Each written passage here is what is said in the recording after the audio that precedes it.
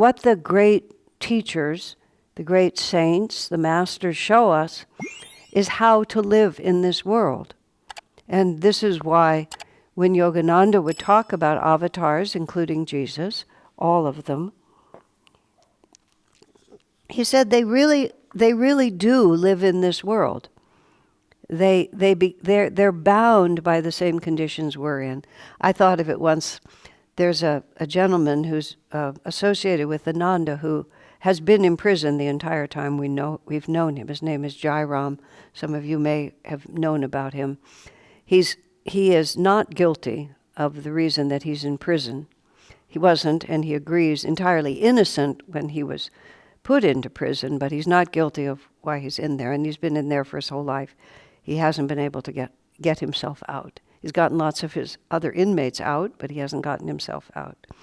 So I have visited him in that prison on various occasions, especially when he was maximum security at Folsom. And it's quite a deal to go into a prison. I don't know how many of you have ever done that, but it's, step by step by step by step, and locking doors behind you and all of this. Finally, when you finally get to visit the people you're visiting, it looks like a cafeteria in a junior high school, except for the guys who are standing around the edges with guns, which is a little different. But everybody's just sitting there being like this. So I've always had this picture in my mind, which is, an odd thing to have in your mind, of what maximum security prison looks like. In fact, just to riff on this for a moment, knowing someone in that position, and he's a Kriyaban, and he's absolutely faithful to his practice. He's made the very best of a tough situation. I always measure what I consider my inconveniences compared to his. At least I can open the window, for heaven's sakes. I can order a pizza. I can do all kinds of stuff that you don't get to do when you're in those circumstances. But I realize that all of us are in prison, in a sense. The masters are on the other side of the wall, so to speak, in the beautiful garden. From that analogy, they look over the wall and jump into the garden. And they choose to incarnate, as I was saying this morning. They come over that wall, and all of us come out of the astral world. And what we tend to do is we tend to turn our back on the wall, and we get really interested in all of this. It's like almost immediately. Many of you I know are parents, and you know what it is to have a newborn. I was with a friend of mine when their daughter was born. It was in the hospital, but it was a very relaxed family setting. And the baby girl was just in a little bit of distress, so they carried the baby away from the mother. The father followed the baby, I followed the father. And the baby was fine in a matter of less than a minute. So the father's there looking at his newborn daughter, totally smitten, of course. She immediately reaches out, grabs his hand, or grabs his thumb, which is all she could hold. It was just like, oh, it's so beautiful. I'm crying, he's crying, the nurses are crying. He was a big man in her little tiny fingers, just like this. It was so gorgeous. And I also thought, oh my Lord, just in the first 1 minute of life, you're just reaching out to see what you can grab, just what you can get a hold of. When Ananda Michigan, the great saint, the joy-permeated mother, in Autobiography of a Yogi, many, many wonderful stories about her incarnation. And one was, apparently, when she was born, she didn't cry, she didn't move, she didn't reach out to the world. She was breathing, she was fine. And she described, she says, I was watching the pattern of leaves and light on the ceiling. It's just like she just entered into this world with complete serenity, without any necessity to reach out from herself. She was just completely content in herself from birth. As she said, I believe, to Yogananda Ji when he asked her, tell me about yourself. When I was a baby, I was the same. When I was a young girl, I was the same. When I was a married woman, I was the same. She described all those situations more, but the point was, I was always the same. Meaning, I was complete within myself. So the avatar comes over the wall. We come over the wall. We turn our back to the wall and we start seeing all these shiny objects. We imagine that the object is the source of the light. And we don't understand that actually the light is within us, coming through us, but all of that is made out of shiny tinfoil and it reflects back to us. And so we think, quite logically, that you must be the source. That's just a natural thing to think, grabbing my beautiful Papa's hand. And of course, he was flooding her with love. But, so I'll reach up and that's where it begins. Like we think it's somewhere else. The avatar is tossed over the fence or willingly climbs up and jumps down. He puts on a body. He's now living in this world. He comes all the way into this world. And as Master said, he's not faking it. It's not like he's just pretending to be part of this world. He said, what kind of a lesson would that be? If the avatar is not really in this world with us, but just walking around being perfect and all the rest of us, poor saps, what hope do we have? So they come all the way into this world, but as soon as they're here, they turn back around and start burrowing through the wall. Because they know the purpose is to burrow back through the wall instead of to wander as far away from it as you can. So going back to prison, it's like we are guilty. That's why we're in prison. We're guilty of having karma, which is like, duh. Of course we have karma. That's why we're here. We have unlearned lessons. So we are placed into very limited circumstances so we can learn it. The avatar comes into the prison with us, but he's innocent. He doesn't have any karma that he's working out, but he's showing us how to cope. And he's showing us, if possible, how to get released for good behavior, earlier on. But he's still living in the same story that we're living in. It's really so impossible to comprehend, but when they show us then, they show us how to live by having real experiences. Even Jesus, when he knew he was going to be arrested and crucified, he didn't have any anxiety about himself in that, but he was heartbroken, genuinely heartbroken, because he'd come to bring this liberating message, to get the corrupt priesthood who had made of a great religion, you've turned my father's house into a temple for the money changers. Recently I was reading just about that little incident. They had temple money. And in order to make your offerings and so on, you had to buy certain things, but you couldn't buy it with the money you brought. You had to change the money into temple money. And the priest would take a percentage all the way through. That's why Jesus was so enraged. You sort of think, money has to be changed. What's the big deal here? But you've made of my father's house a house of commerce, and you are profiting from the rules that you've made. It was outrageous. And simultaneously, there were deeply sincere souls who were trying to find God at that time, but the message was going to be rejected. That's all. This is where you remain our friend. Though eternally rejected, you remain our friend. So but before that night, he prayed, let this cup pass from me. Let my heart not know so much pain, is how Swami put it into the song. Must the love thou bearest thy children ever suffer such disdain? Would that I might reveal thy greatness. Okay? So this is how I'm thinking about it. Jesus had an opinion, and he expressed it. And that's it. Would that I might reveal thy greatness. But then he says, nevertheless, thy will be done. And it's a demonstration of how to pray. What I was talking about, most of you were here this morning, you just fearlessly, we put ourselves forward. This is how I feel. However, nevertheless, thy will be done.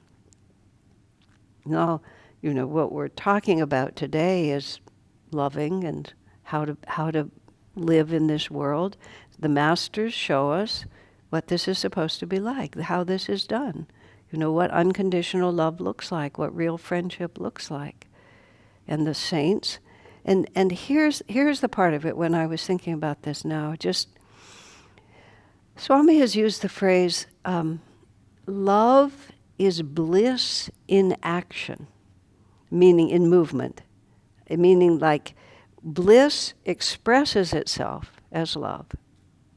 When bliss moves out of the stillness of meditation, what it looks like when it comes out is love. Now, what that implies is extraordinarily important, because it's saying that the entire secret of loving and being loved is your inner relationship with yourself and with God. And we think loving and being loved is all about who we're relating to or what we're relating to. But it isn't really. It's about how much bliss we already have inside of ourselves. And what happens to us, the problem with reaching out like this, is that we imagine that something is going to be given to us. And we're not thinking about how do I get into the stream. We're thinking that I'm empty and I need to be filled. And it's not true. We are not empty, and nothing outside of us can fill us. One of my friends, this was Vasudeva.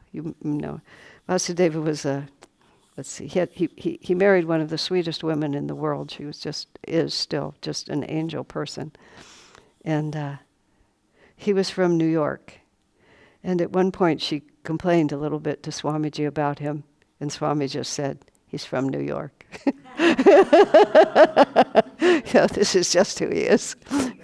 But he had very, very good karma, because he got this wonderful woman for his wife. And he said to me, when I left home, my mother gave me one piece of advice. This man has been off the planet for about 20 years now, so I can make fun of him. When I left home, my mother gave me one piece of advice: don't marry an unhappy woman.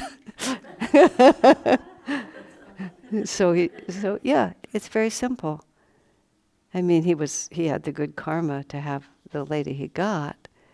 But the point is, we can't make each other be different. And we're always just trying to make each other be different. If you were just a little different, that's what I was saying this morning. It's not really that I get upset. It's that you misbehave and then I react. But it starts with you. It doesn't start with me, right? Like that. Yeah, absolutely. Like that. But so the answer to all of this is really within ourselves. It's just like, what do I expect? And how can I make myself? I mean, people will come to me, somehow we're talking more about partnerships than other things, but people will come to me, well, this is one of my favorites, it's in one of the books. I think I don't know if her name's on it or not, so I won't say her name, but she read somewhere that she wanted to get married. This was like 30 years ago. She wanted to get married, young woman at that time. And she read somewhere that if you really want to, magnetize what you need to write it down just exactly. So she wrote like 3 pages of requirements for who her husband would be. And for reasons that are completely obscure to me even now, she thought it was a good idea to show this to Swami. So she shows Swami this list, and he solemnly reads all the pages like this. And then he says to her, "My dear, you want Jesus Christ for a husband." And then he says, "And Jesus would not marry you."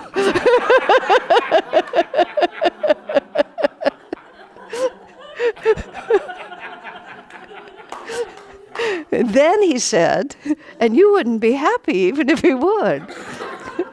You need somebody a little closer to what you're like."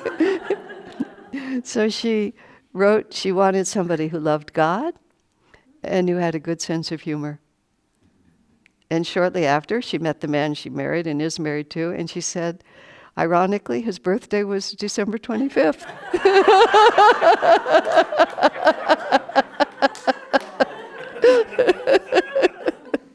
But coming back to where I was, people would come, and it's very hard. You cannot manufacture friends, and you cannot manufacture just out of nowhere partners. You just can't do it. It's the karma's too complex, and it's just in God's hands. So wanting doesn't necessarily bring it to you. I know people talk about, there's lots of ways that you can manifest, and Yogananda himself teaches, how to magnetize certain things to you, but there's a certain point where forces other than our own preferences take over. And this is where I always remember Jesus' prayer. You can have an opinion about it. Jesus himself expressed an opinion to his Father. I don't like this. I wish it were different. Nevertheless, thy will be done. So the question you have to ask yourself is, what do I think will come to me if my circumstances were different? If I had more friends, if I were not a single person, if I wasn't raising my children by myself, if, what would I do if? In circumstances where you can't do anything about it. You can repaint the walls in your room if you want them to be different, but you can't manufacture people who aren't there. So make a list of everything you think is going to happen if. And some of those things can't be done without other players in the story. But many of them can. And then we start saying, am I really as helpless, and do I really have to just wait for something to happen? Or what can I begin to make happen in my own life? And many things begin to happen. This is how you really manifest. We manifest by beginning to get dynamically engaged in whatever it is we're trying to create. So if we're just sitting here, I will travel, I will take up these hobbies, I will, redecorate my home, I will make a garden, whatever your story might be. I will spend more time with children. Like, how many of those things can I just do? In other words, how can I start loving right now? Why do I think that love only exists in these certain forms? See, this is Kali Yuga thinking. This is how it has to be. This is what it has to look like before it can feel this certain way. But instead we have to ask ourselves, what am I trying to make happen? And this is where the idea of tying love to joy, to bliss, what can I do to make my own life more deeply centered in the joyful presence of God? And what am I doing that prevents me from having that experience? And then we also just have to recognize, and it's hard to accept, not everything works out. However, this is where reincarnation is really friendly. There's a number of years ago, this gentleman, at the time it was revolutionary. Now again, 5 decades later, it's when the hospice movements first started, when Elizabeth Kubler-Ross was helping with the conscious dying. There's a very interesting fact about Elizabeth Kubler-Ross, who was the pioneer in really making dying a more sane and expansive experience. She was identical triplets, 3 of them. She was one of the triplets, and they all looked the same, and most people could not tell them apart. And so she said often in her life, people would be talking to her without really knowing who they were talking to. And interestingly, what it created in her was this profound appreciation of the necessity for people to be recognized for who they are. Isn't it interesting? Isn't it interesting how karma works? It highly motivated her work for the rest of her life to have been an identical triplet, which is such a weird karma. How many people ever even have that? But these odd things happen. But there was Stephen Levine was doing a lot of work also with death and dying, and one of the things that he did was he had he would have people come with terminal illnesses. Often it's cancer, but not always. And they would have week-long retreats. And they would go through the process of what was happening to them and how they would deal with it. And one of the first exercises they would do is they would make a list of everything they were going to miss out on because their life was going to end earlier than they thought it was going to miss. I won't walk my daughter down the aisle. I'll never hold my first grandchild. I'll never, complete the house that my wife and I were building. Anything. I'll never see Paris in the spring, whatever it might be. And people, of course, were heartbroken and would weep, and they would think that was what it was all about. Then the next exercise would be to make a list of everything they're not going to have to face because they get to die sooner. Isn't that interesting? And then they actually found that was the more significant obstacle to be overcome. Because this is, this is what I lose is the joy that I'm not going to have. But here is where I get away with it, And then you'd have to start working with that. So I thought that was so interesting. Just the whole thing was so interesting to me. I started making a list of things that I thought I could get. I tried to make a list of things I could get out of. It was extremely interesting because, darn it, I was just trapped by reincarnation. It's like, okay, so maybe as Asha in this particular body, I'm not going to have to see it, but when the future comes, it's going to be now, because now was the future at one point. When I didn't deal with it, I get to deal with it now. So if I don't deal with it now, I get to deal with it now. So how do I get out of anything? But it was extremely interesting to me to sort of see how, and the phrase I came up with, the degree to which I was still waiting to be rescued. And how much we're waiting to be rescued. I sometimes see this in young men who haven't yet learned to take care of their own homes, or to cook, or to do their own laundry. And I sort of jokingly say it's like you're camping, waiting for somebody else to make a home for you. It's like, what kind of a woman is going to want to come in if you're really there just to do your laundry? If you really want someone of integrity and strength, then guess what? You need to be that kind of person. But the biggest phrase is waiting to be rescued. And I had to face this like it was in the late 90s, I think. I was at Ananda village for 16 years, and then Swami Kriyananda sent us to Palo Alto, where I've been for 37 years. And we started another community there in Palo Alto, which we've established a nice Ananda presence there. But I always thought that I would do that more than once. I would move around a lot. And many of my peers have lived in multiple places. Dambara's lived in multiple places. But I've lived in 2, which is very few. The first and the second, that's all. And so there was this period of time when I thought Swami G was going to send us somewhere else. It turned out to be a misunderstanding, but we thought he was sending us somewhere else. And then he didn't. And then he actually just said, basically, pick out your burial plot because I don't think you're going anywhere. I think this is your spot. And whoa, was that interesting, because I realized in how many ways I was still waiting to be rescued. Not massively, but there were a few people living there that I didn't really get along with, and I was just hoping to move before I had to actually deal with them. And there were certain tasks that I never wanted to face. There were parts of the garden where nothing would grow. There were just, but it was really interesting to me, the degree to which I was hoping that I could get out of it. And a lot of times what really blocks our energy with other people and our capacity to really give is that we're just waiting, we're just trying to outlast it.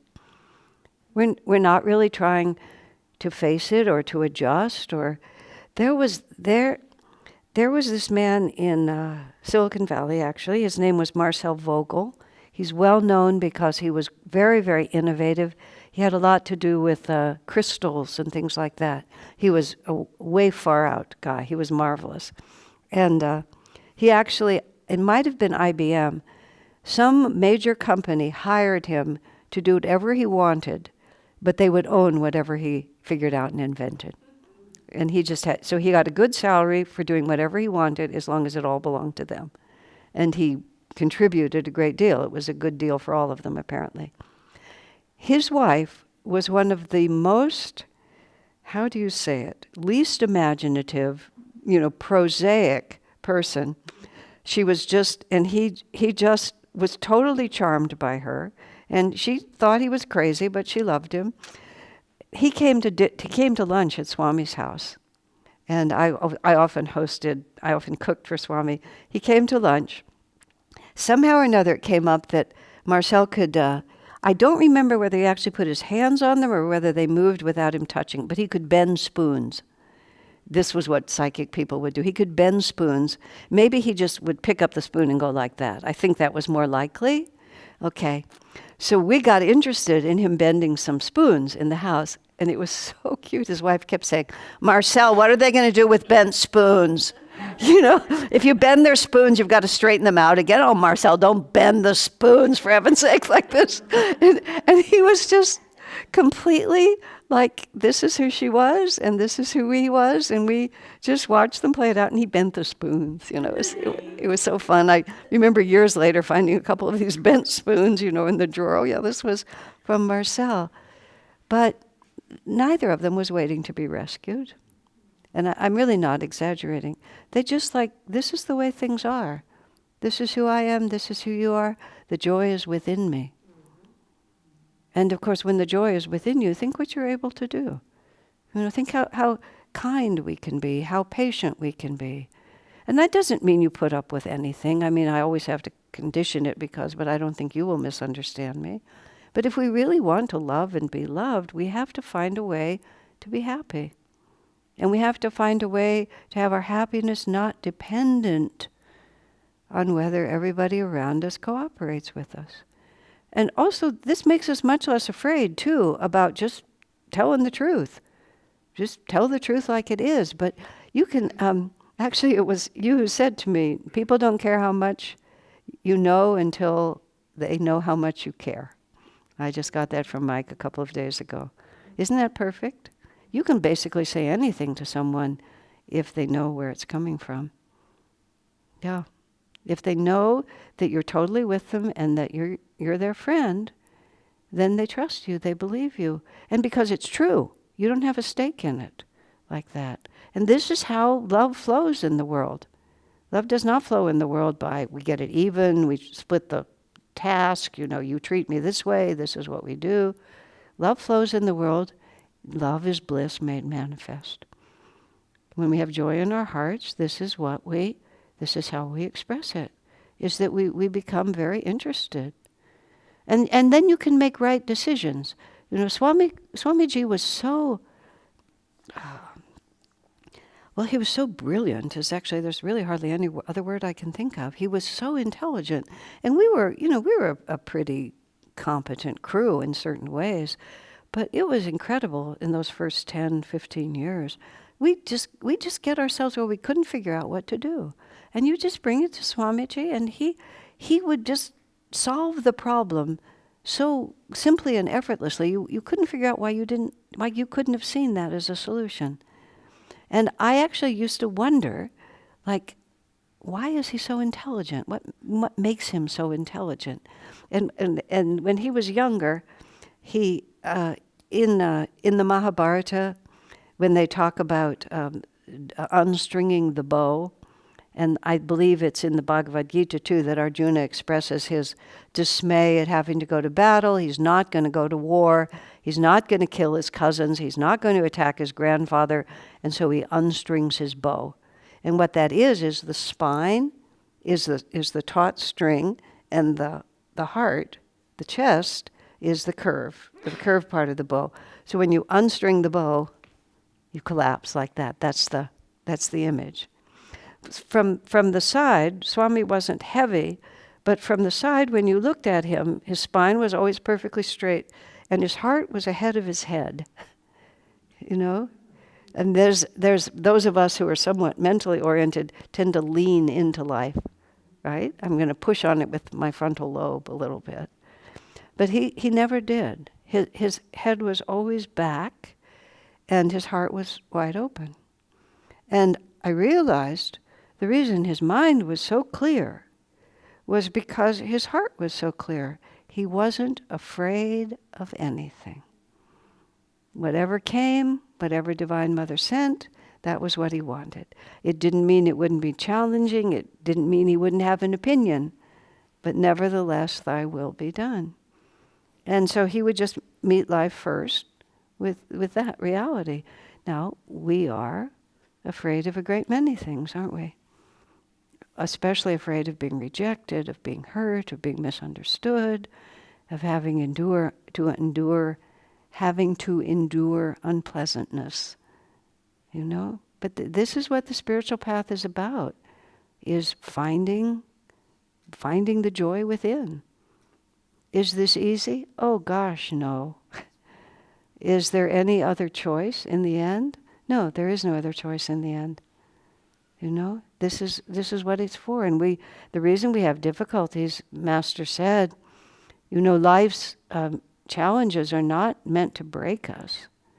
They are meant to awaken within us our infinite power. And so we just have to keep bringing it back. Keep bringing it back. What is it? What fear do I have to face? You know, what am I waiting to be rescued from? And how can I begin to dissolve those misunderstandings? In other words, instead of looking out to the world and always thinking it's going to be fixed here, we try to burrow through the wall and get back. And we participate. We're here. You know, we're in prison, and we have to relate to all the other prisoners, and we have to show up for roll call, and we have to do all the other stuff that we have to do. We have to wear those icky uniforms and the funny socks, you know, the whole story. We have to do all of that because we have karma. But if we can figure out what the game is, you know, what the real rules of the story are, that's 90% of what the spiritual path is just finding out what the actual rules are here. And, you know, that's what Swami Kriyananda, many things, you know, you wish, he said at the end of his life, he said, you know, I wish I was so young, he said, when I was with Master. I wish I could go back and be with him now. I'm not quite sure he said wish, because he would be careful not to say something like that. But he said, you know, I would love to be back with him now, knowing what I now know.